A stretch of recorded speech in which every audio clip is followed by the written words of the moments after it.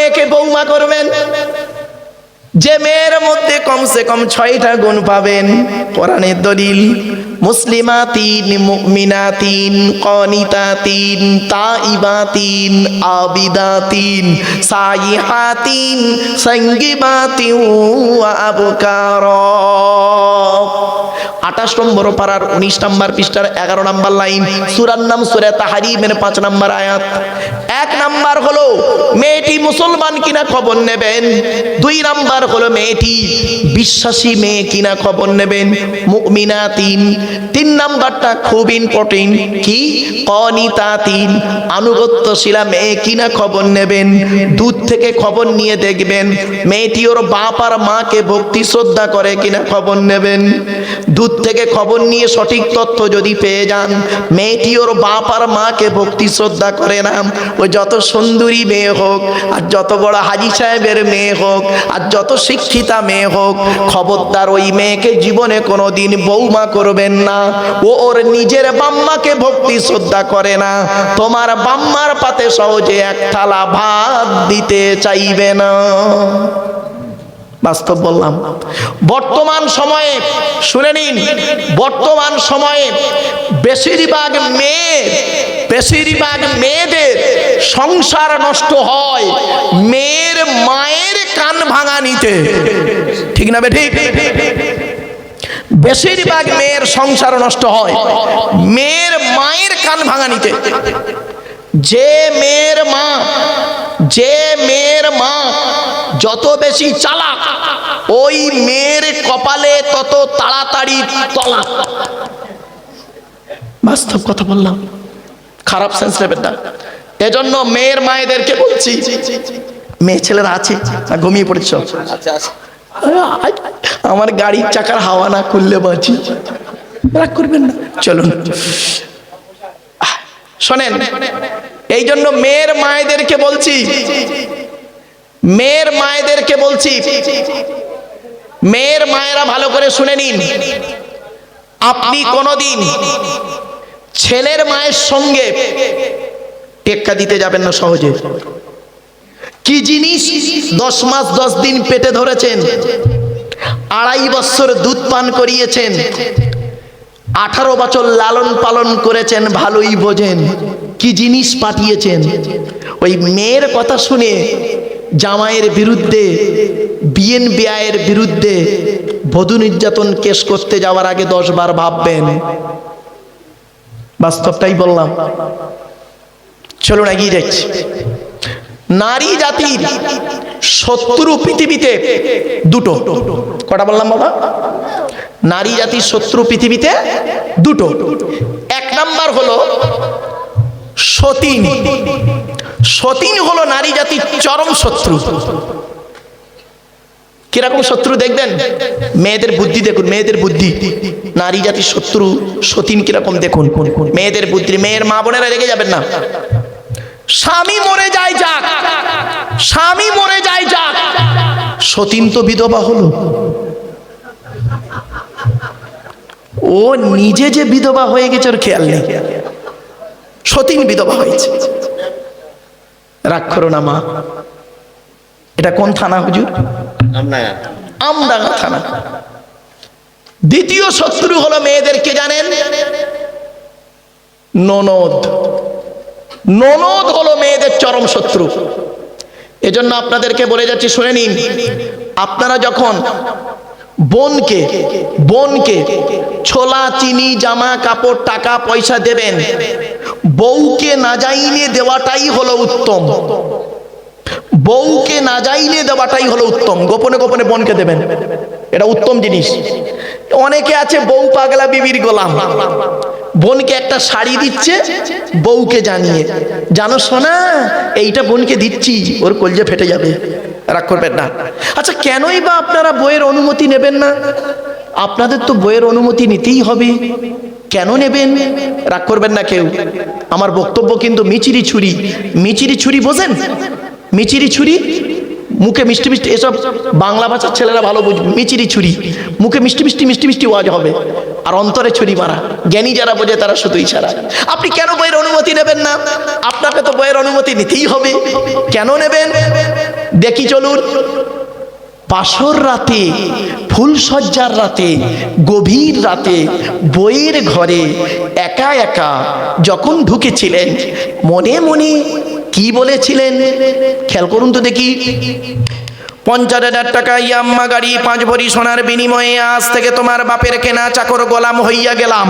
তুমি যাহাই বলিবে তাহাই শুনিব, গন্ডগোল যদি করি মারিতে দ্বিধাবোধ করিবে না। তোমার বিরুদ্ধে যদি কোনোদিন কোনো গন্ডগোল করিয়া থাকি, আমডাঙ্গা থানা বধূ নির্যাতন কেস দিয়া বাপ আর মাকে জেল খাটাইয়া লকাবে ঢুকাইয়া আমাকে পেটাই দেবে। কথাটা শুনতে সাময়িক হাসি লাগলো, সাময়িক শুনতে হাসি লাগলো। বাড়ি থেকে একটু ভাববেন, একটু বাড়িতে ভাববেন। চলুন এগিয়ে যাচ্ছি। আল্লাহর নবীর কাছে একদিন সাহাবীরা এসেছেন। তো নবীজি সাহাবীদেরকে বলছেন, ভালো করে শুনে নিন মা বোনেরা, ভালো করে শুনে নিন। নবীজি সাহাবীদেরকে বলছেন, তোমাদের বাড়িতে কয় শ্রেণীর মেয়ে ছেলে আছে গো? তো সাহাবীরা বললেন, ইয়া রাসূলুল্লাহ, আমাদের বাড়িতে 4 শ্রেণীর মেয়ে ছেলে আছে। কয় শ্রেণীর মেয়ে? 4 শ্রেণীর মেয়ে। কে কে? মা, বোন, মেয়ে, বউ। মা, বোন, মেয়ে, বউ, এই 4 শ্রেণীর মেয়ে ছেলে আছে। তো নবীজি বললেন, তোমরা কি করে বুঝবে এই তোমার মা, বোন, মেয়ে, বউ জান্নাতি না জাহান্নামী? আচ্ছা বাবু, এখানে এতগুলো জ্ঞানীগুণী বুদ্ধিজীবী মানুষ আপনারা বসে আছেন, একটু দয়া করে বলবেন কি করে বুঝবেন আপনার মা, বোন, মেয়ে, বউ জান্নাতি না জাহান্নামী? কি করে বুঝবেন? চলুন, আল্লাহর নবী সুন্দর করে বলে দিলেন। মা বোনেরা রেগে যাবেন না কেউ, শুনে নিন ভালো করে। আল্লাহর নবী বললেন, যে সমস্ত নারীদের মধ্যে, যে সমস্ত নারীদের মধ্যে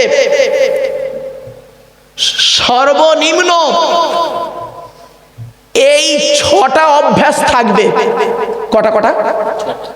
যে নারীদের মধ্যে কমসে কম 6টা অভ্যাস থাকবে, ওই মেয়ে ছেলে যত নামাজ পড়ুক, রোজা রাখুক, হজ করুক, জাহান্নামী, জাহান্নামী, জাহান্নামী। 6টা অভ্যাস কি শুনে নিন। অনুরোধ করে আপনাদের বলছি, করজোরে নিবেদন করছি, এই 6টা অভ্যাস যদি বাড়িতে গিয়ে দেখেন আপনার মা, বোন, মেয়ে, বউ এই 4 জনের মধ্যে আছে, চেষ্টা করবেন পরিবর্তন করার। কি কি? 1 নাম্বার, নবীজি বললেন, ওই নারীর প্রতি আল্লাহর গজব, যে নারী তার স্বামীর সঙ্গে যখন কথা বলে, স্বামীর সঙ্গে যখন কথা বলে মেজাজ দিয়ে কথা বলে। অনেক মা বোন আছে দেখবেন, পাড়ার লোকের সঙ্গে কথা বলে মিষ্টি ভাষায়, আর স্বামীর সঙ্গে যখন কথা বলে দেখবেন মেজাজ দিয়ে কথা বলে। ও নারী জাহান্নামী নারী। মা বোন পরিবর্তন হন, আপনার নামাজ রোজা কবুল হবে না, এত সহজ জিনিস নয়।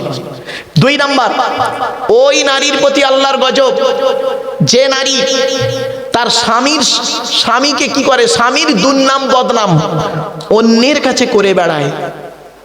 অনেক মা বোন আছে দেখবেন, 4 ছেলের মা হয়ে গেল, ক্লাস 9-এ পড়তে পড়তে যে ছেলেটার সঙ্গে প্রেম করত তার ফোন নাম্বার নিয়ে আজও পর্যন্ত তার সঙ্গে ফেসবুক, টুইটার, মেসেঞ্জার, হোয়াটসঅ্যাপ করে চ্যাট করে।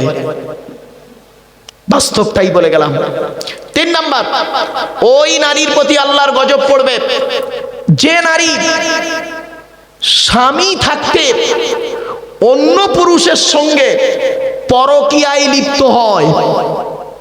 অনেক নারী এমন আছে দেখবেন, স্বামী বিশ্বাস করে বউকে রেখে গেছে বাড়ি, দিল্লি, বোম্বাই, মিরাট, সুরাট, গুজরাট, হায়দ্রাবাদ, আহমেদাবাদ, লখনৌ, বেনারস, আসাম, ত্রিপুরা, মেঘালয়, মণিপুর, ইম্ফল, যোধপুর, জয়পুর, ভাইজাগ, পাটনা, ভুবনেশ্বর, কটক গিয়েছে কোনো কাজ করতে গিয়েছে, স্ত্রীকে বাড়িতে রেখে বিশ্বাস করে।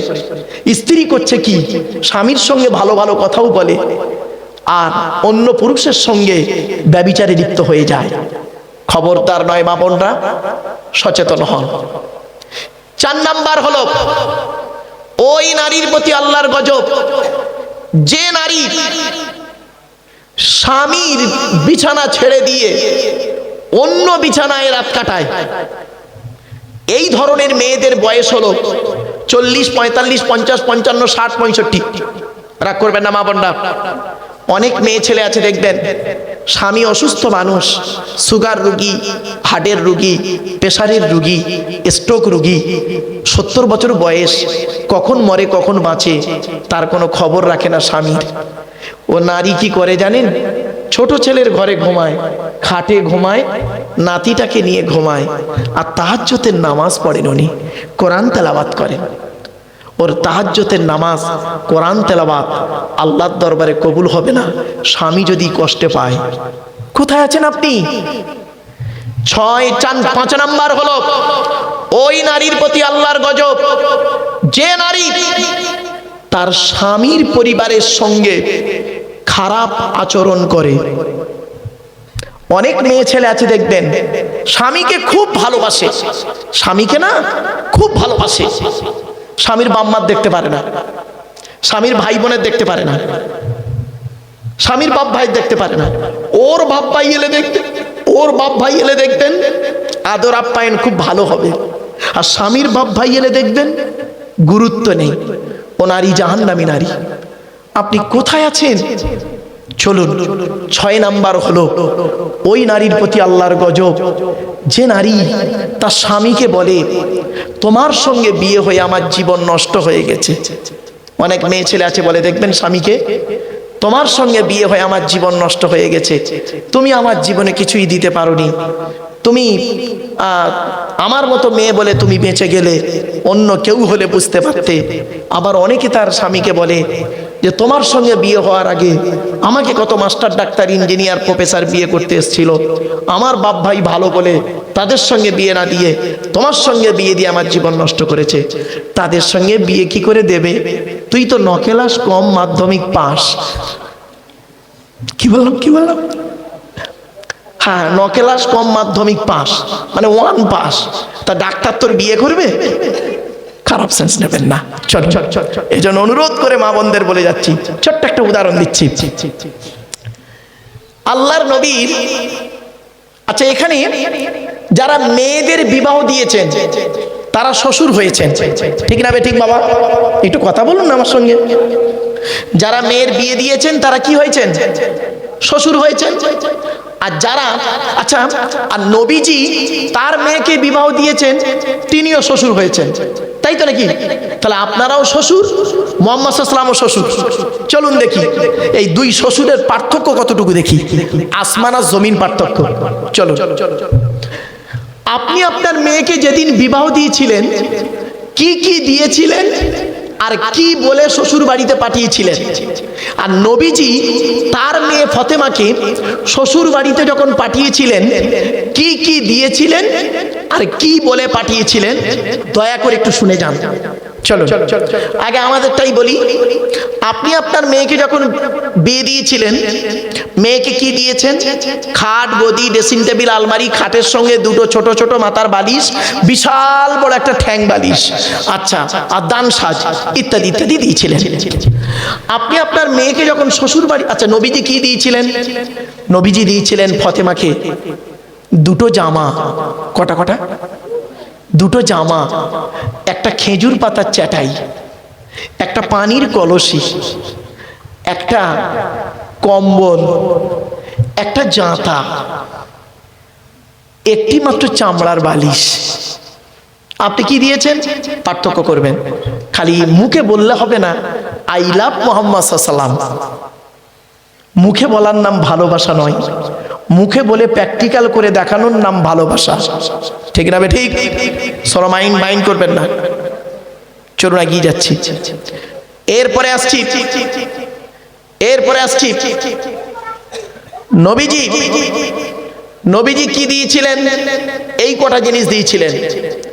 আপনি আপনার মেয়েকে শ্বশুর বাড়ি যখন পাঠিয়েছিলেন কি বলে পাঠিয়েছিলেন? মেয়েটি করেছিল কি?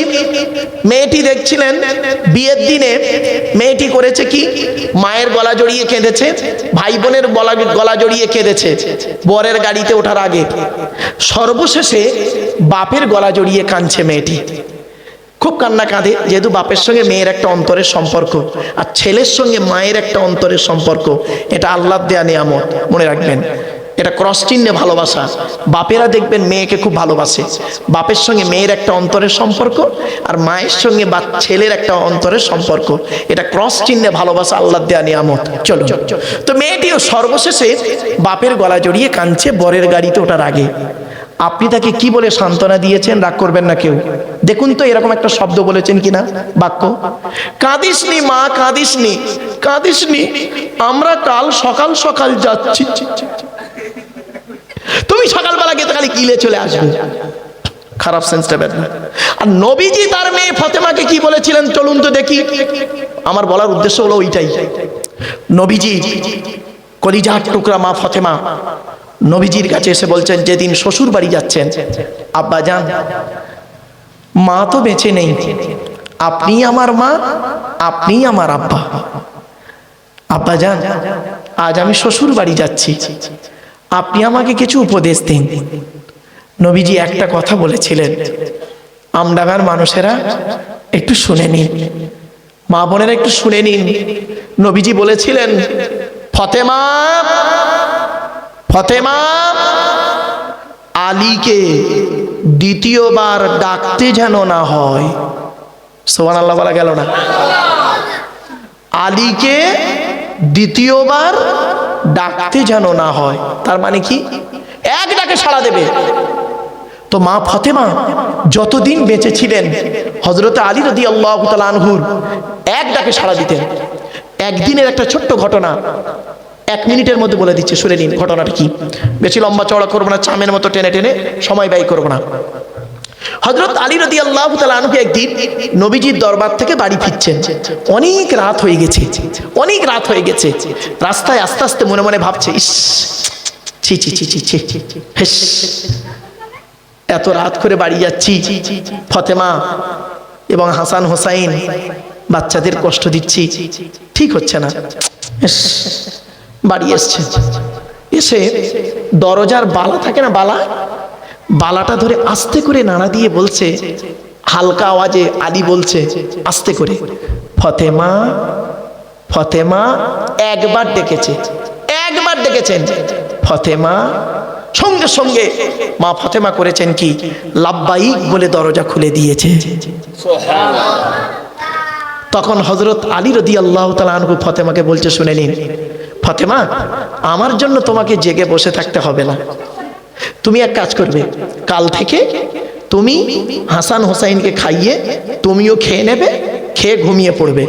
আমি রাসূলুল্লাহর দরবার থেকে কখন আসি একটু দেরি হয়, আমি এসে খাওয়া দাওয়া করে ঘুমিয়ে পড়ব।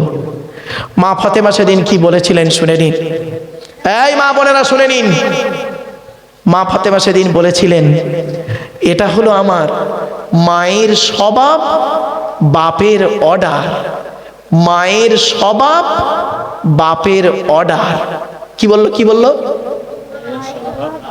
মায়ের স্বভাব, বাপের অর্ডার।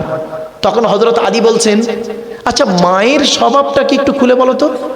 ফাতেমা বলছে, এবার শোনো, আমরা হলাম 4 বোন, জয়নাব, রুকাইয়া, উম্মে কুলসুম, আমি ছোট মেয়ে ফাতেমা। আমার মা খাদিজাকে আমি নিজে চোখে দেখেছি, আমার মা খাদিজাকে আমি নিজে চোখে দেখেছি।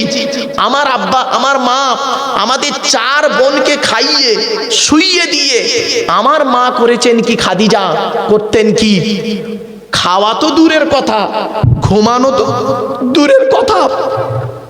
আমার মা খাদিজাকে দেখেছি দরজা দিয়ে দাঁড়িয়ে দাঁড়িয়ে আল্লাহর কোরআন তেলাওয়াত করছেন এবং আল্লাহ আল্লাহর জিকির করছেন, দরজায় হেলান দিয়ে দাঁড়িয়ে দাঁড়িয়ে। যতক্ষণ না আমার আব্বা আসছেন বাড়িতে, ততক্ষণ পর্যন্ত আমার মাকে শুতে দেখিনি, খেতে দেখিনি। গভীর রাতে যত রাত হোক না কেন, আমার আব্বা জান যখন বাড়ি আসতেন, একবার খাদিজা বলে ডাকতেন। আমার আম্মা জান লাব্বাইক ইয়া রাসূলুল্লাহ বলে দরজা খুলে দিতেন। এই অভ্যাসটা আমি মায়ের থেকে শিখে নিয়েছি। আর আপনি, আপনার স্ত্রী কি করে? আপনার জন্য অপেক্ষা করে। আপনার মেয়ে আপনার জামাইয়ের জন্য অপেক্ষা করে। আরে আপনার স্ত্রী তো আপনার জন্যই অপেক্ষা করে না, আপনার মেয়ে আপনার জামাইয়ের জন্য করবে কি করে? ডাইসটাই তো খারাপ। বাড়ি থেকে ভাববেন। মেয়ের নাম ফতেমা রাখলে ভাববেন না ফতেমার সঙ্গে জান্নাতে ঢুকে পড়বে। ফতেমার মতো চরিত্র করতে হবে, প্র্যাকটিক্যাল। কিছু বুঝতে পারছেন বাবা? চলুন শেষ কথা। আর বাপের অর্ডারটা কি?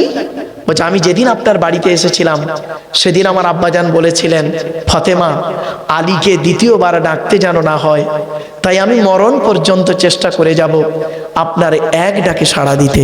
জোরে বলো। আমার সর্বনাশটা কোথায় করেছেন জানেন? সর্বনাশটা কোথায় করেছেন দেখুন আপনারা, কোথায় সর্বনাশটা করেছেন বলে যাচ্ছি আজ। আচ্ছা হুজুর, আপনাদের এই এলাকায় এই গ্রামে এখন কি দেখাশোনা করে বিয়ে হচ্ছে না অনলাইনে সব আসছে? অনলাইন, মানে অনলাইন দেখাশোনা দুটোই চলছে। যাক, আরে আমি হাসির ছলে বললাম, একবারে যদি শুধু কোরআন হাদিস বলি না বোরিং বোধ হবে। মাঝে মাঝে একটু দেখবেন। আচ্ছা খাবার মাঝে স্যালাড খান না? আরে ভাই বলুন না, তা স্যালাডে লেবু থাকে না, কাঁচা লঙ্কা, ধনেপাতা, টমেটো, বিট, গাজর, শসা থাকে, পেঁয়াজ থাকে। তা আমার বক্তব্যের মধ্যে মাঝে মাঝে একটু স্যালাড থাকবে, একটু লেবু চটকে দেবো, কাঁচা লঙ্কা থাকবে, টেনশন নেবেন না। শোনেন, আপনারা কত বড় সর্বনাশটা কোথায় হয়েছে আমাদের দেখুন, কত বড় সর্বনাশটা হয়েছে। এই পার্থক্যটা কেন হলো? আপনারা যখন মেয়ে দেখতে গিয়েছিলেন, মেয়ে দেখতে গিয়ে আপনারা কি বলেছিলেন? মেয়েটা 20 জন লোক গেছেন মেয়ে দেখতে, যে বিয়ে করবে সে যায়নি, তার আশেপাশের লোক গেছে 20 জন বসে আছে। মেয়েটা উচ্চ মাধ্যমিক পাস করেছে, সবে নতুন 18+ বয়স। মেয়েটা আসছে ইন্টারভিউ দিতে। মেয়েটা এসে বলল আসসালামু আলাইকুম। তো এরা বললো ওয়ালাইকুম আসসালাম। ভালো। প্রথম প্রশ্ন করলেন আপনারা বসো, তার সামনে চেয়ার ছিল, বসলো। দ্বিতীয় প্রশ্ন, তোমার নাম কি? তা মেয়েটা বলল, ধরুন একটা নাম তৈরি করলো, মোসাম্মদ জঞ্জালি খাতুন ধরে নিন। দ্বিতীয় নাম বললেন, তোমার বাপের নাম কি? তো মেয়েটি একটা তৈরি করা নাম বলল, মোহাম্মদ চিটিংবাজ আলী মোল্লা। রাগ করবেন না। আরে ভাই, আমি আব্দুল গফফার, আব্দুল জব্বার বলে ফেঁসে গেছিলাম এক জায়গায়। আমি এরকম উদাহরণ দিতে গিয়ে বলেছি, ধরুন মেয়েটি বলল আমার বাপের নাম মোহাম্মদ আব্দুল গফফার মোল্লা। এখন আব্দুল গফফার মোল্লা বলে একজন হাজি সাহেব ছিল প্যান্ডেলে, সে উঠে দাঁড়িয়ে বলছে আল্লাহর কসম হুজুর আমার কোনো মেয়ে নেই। আমি সেখান থেকে উদাহরণটা চেঞ্জ করে দিয়েছি। চলো, আর এখান থেকে শিক্ষা নিয়ে নিন, কোন ছেলেকে জামাই করবেন। যাই তাই ছেলেকে জামাই করতে যাবেন না। খালি একলা বাপের একটা ছেলে দেখে ছুটবেন না, সব একলা বাপের একটা ছেলে সমান নয়। রাগ করবেন না। যে ছেলের মধ্যে কমসে কম 2টো গুণ পাবেন, কটা কটা কটা কটা, যে ছেলের মধ্যে কমসে কম 2টো গুণ পাবেন ওই ছেলেকে জামাই করবেন। আমার মা বোনরা শুনে নিন, যে ছেলের মধ্যে কমসে কম 2টো গুণ পাবেন ওই ছেলেকে জামাই করবেন। আর কোন মেয়েকে বৌমা করবেন? এই যুবক ছেলেরা শুনে নাও, খালি আই লাভ ইউ সোনা, আই লাভ ইউ জান, আই লাভ ইউ গুষ্টি ঠ্যাং, খালি আই লাভ ইউ করে মন বোকা কোথাকারে। কোন মেয়েকে বৌমা করবে, কোন মেয়েকে বৌমা করবে? এই কোরআনে আল্লাহ জানিয়ে দিয়েছে যে মেয়ের মধ্যে কমসে কম 6টা গুণ পাবে। কটা কটা কটা? 6টা। তা ছেলেদের কটা বললাম? 2টো। দেখেছেন বাচ্চাটা? থ্যাংক ইউ হ্যান্ডস আপ কর। ঠিক আছে, তুই পালাস নি, ঘুমোচ্ছিস নাকি তুই? ঠিক আছে, চলে। কোন ছেলেকে জামাই করবেন? যে ছেলের মধ্যে কমসে কম 2টো গুণ পাবেন। 1 নাম্বার ছেলেটি সৎ ছেলে কিনা খবর নেবেন। সৎ কাকে বলে বক্তব্য শুরুতেই আমি বলেছি, আর ব্যাখ্যা করলাম না। 2 নাম্বার ছেলেটি কর্মী কিনা খবর নেবেন। কর্মী বুঝে ভাষাটা? পরিশ্রমী। আপনারা কি বলেন? মানে কর্মঠ, মানে নিজে কিছু মেহনত করে, পরিশ্রম, কি বলেন? কর্মী। হ্যাঁ, বাপের হোটেলে খায় এমন ছেলেকে জামাই করবেন না, ফেঁসে যাবেন। ছেলে নিজে কি করে খবর নেবেন। আর বাপেরা, দীর্ঘক্ষণ বকে ফেলেছি আপনাদেরকে, অনেক সময় খেয়ে ফেলেছি। বাবা দরুদ শরীফ আল্লাহুম্মা, কি আমরা পড়ান? আপনি পড়ান না? আসুন রাসূলের শানে একটু দাঁড়িয়ে সালাত ও সালাম পাঠ করব। ইয়া নবী, থাক থাক থাক।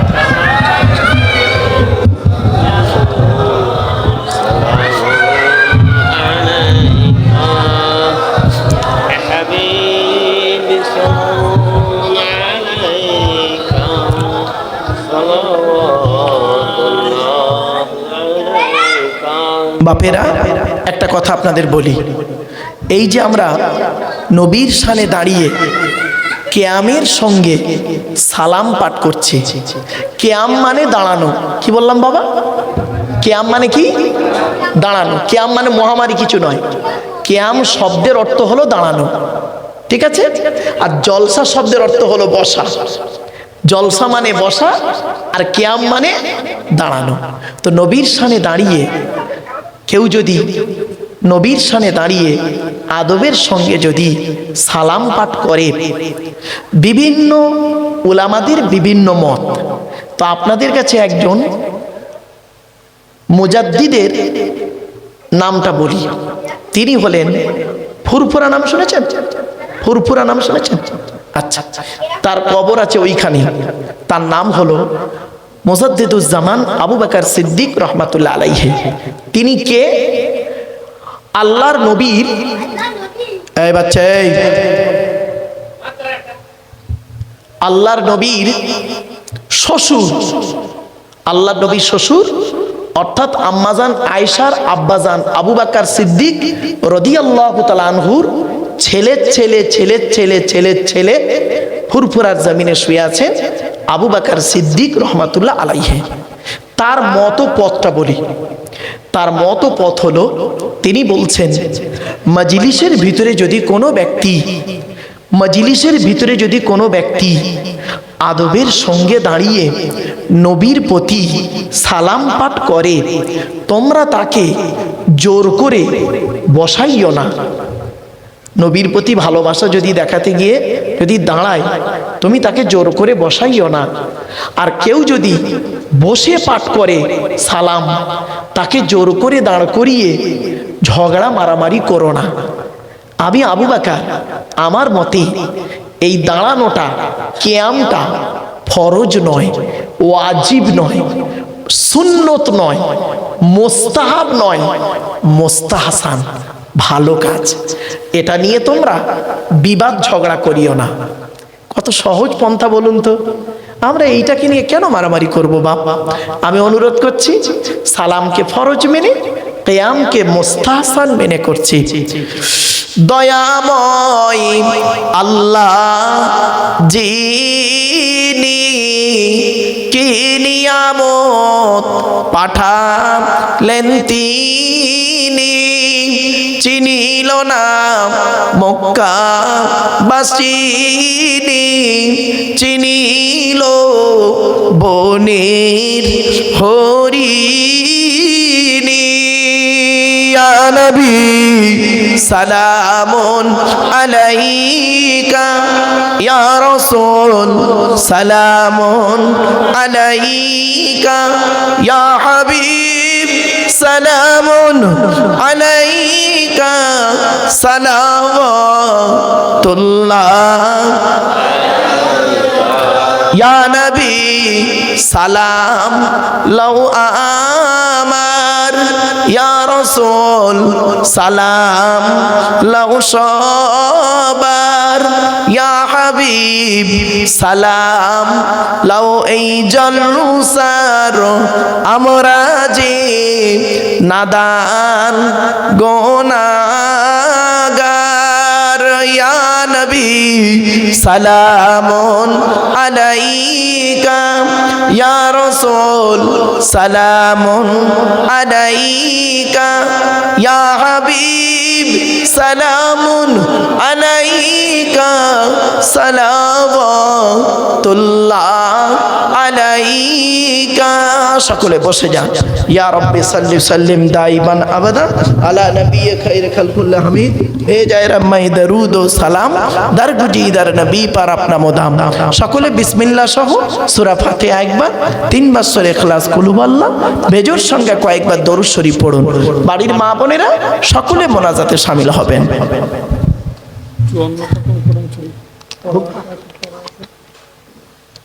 ওটা 49 তো 54 হবে, 5 কদম বাড়ি। 54 খতম কোরআন শরীফ তেলাওয়াত করা হয়েছে, মানে 54 বার কোরআন শরীফের শুরু থেকে শেষ পর্যন্ত তেলাওয়াত করা হয়েছে। সুবহানাল্লাহ বলেন। আচ্ছা ভাই, রাগ করবেন না কেউ। এই 54টা খতম আমার ধারণা ঠিক হতে পারে, ভুল হতে পারে, মনে হচ্ছে আমার মা বোনেরাই পড়েছে, তাই তো? হ্যাঁ হ্যাঁ, ওরাই পড়বে। আমাদের অত সময় আছে, আমরা লোকের গোজা মারবো না, খতম পড়বো। রাগ করবেন না, রাগ করবেন না। কিন্তু কত বড় সর্বনাশ করেছেন আপনারা, দেখুন কত বড় সর্বনাশ করেছেন আপনারা। এখানে যত পুরুষ বসে আছে, আমার ধারণা বেশিরভাগ পুরুষ কোরআন পড়তে পারে না, ঠিক না ঠিক? আর ওখানে যত নারীরা বসে আছে, বেশিরভাগ নারী কোরআন পড়তে পারে, ঠিক না ঠিক? পার্সেন্টেজ এতটা ডিফারেন্স হলো কেন বলুন? মেয়েরা তো জলসা দেয় না, মেয়েরা তো শুধু জলসা শুনতে আসে, আর পুরুষরা তো কষ্ট করে জলসা দেয়। তো মেয়েটি বলল, এরপরে প্রশ্ন করলেন মেয়েটিকে, কেন অসুবিধা? ও ছেড়ে দেন, মোনাজাত করে দিন। আমার বাপেরা সকলে বিসমিল্লাহ সহ সূরা ফাতিহা শরীফ একবার, 3 বার সূরা ইখলাস কুল হুয়াল্লাহ বেজোর সঙ্গে কয়েকবার দরুদ শরীফ পড়ুন। বাপেরা মোনাজাত হয়ে যাবে বাবা।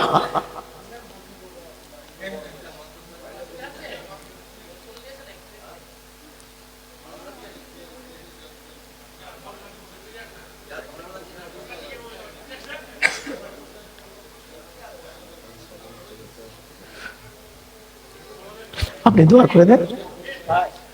আমার বাপেরা 54 খতম কোরআন শরীফ পড়া হয়েছে, দরুদ শরীফ 20,000 বার হয়েছে, কলেমা শরীফ 5,09,000 বার হয়েছে, আর 5 সূরা মানে 5টা সূরা, সূরা ইয়াসিন, সূরা রহমান, সূরা ওয়াকিয়া, সূরা মুলক, সূরা মুজাম্মিল, এই 5 সূরা বলা হয় একে। এই 5টা সূরা 20 বার পড়া হয়েছে। সূরা মুলক 20 বার পড়া হয়েছে। এক একটা ফজিলত অনেক বেশি বাপ। দরুদ শরীফ 20 বার পড়া হয়েছে, কুল পড়া হয়েছে 30 বার, আলহামদু পড়া হয়েছে 30 বার। আসুন আমরা মোনাজাত করি। এতক্ষণ আপনাদের কাছে আলোচনা করলাম বাবা, ভাষাগত দিক থেকে ত্রুটি হলে ক্ষমা করবেন। আপনাদের 12টায় শেষ করার কথা ছিল বাবা, আমি একটু বেশি বলে ফেলেছি, এজন্য আমি নির্ধারিত সময় ধরে করতে পারি না তো বাবা, আলোচনা করতে গেলে একটু বেশি হয়ে যায়, এজন্য আমি ব্যক্তিগতভাবে আপনাদের কাছে ক্ষমা প্রার্থী। আসুন আমরা মোনাজাত করব। আল্লাহুম্মা আমিন।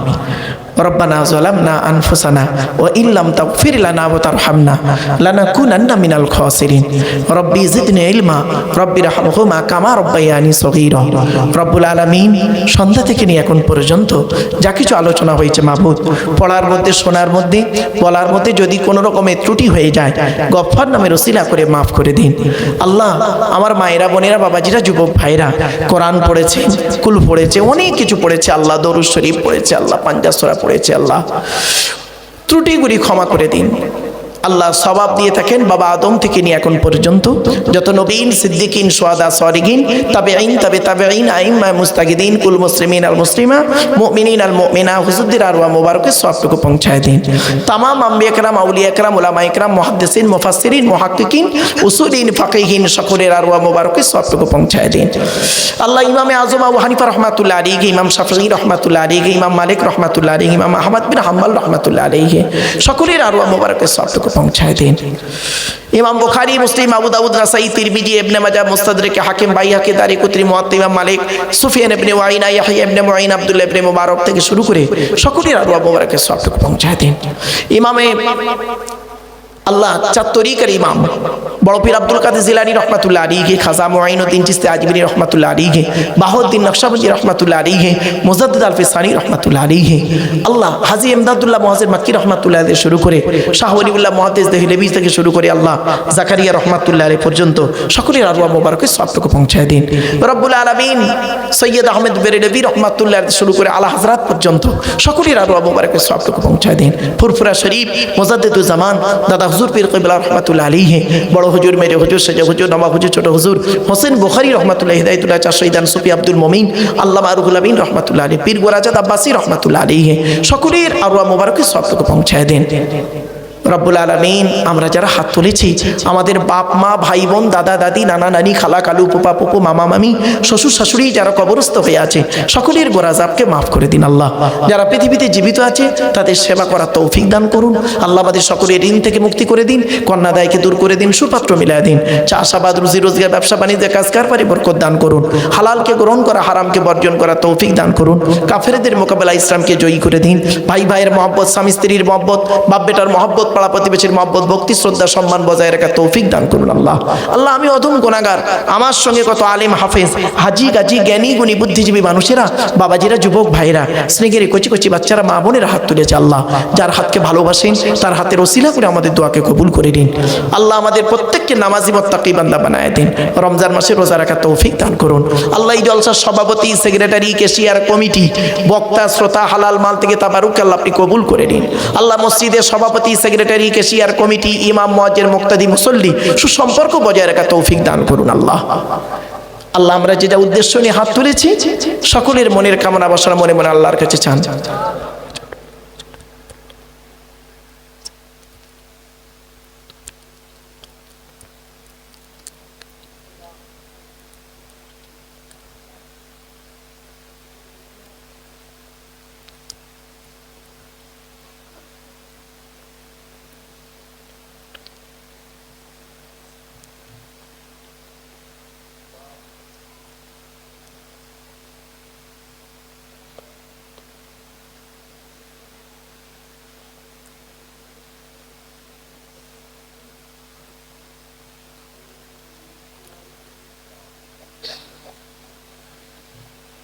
اللهم إني أعوذ بك من الهم والحزن وأعوذ بك من العجز والكسل وأعوذ بك من الجبن والبخل وأعوذ بك من غلبة الدين وقهر الرجال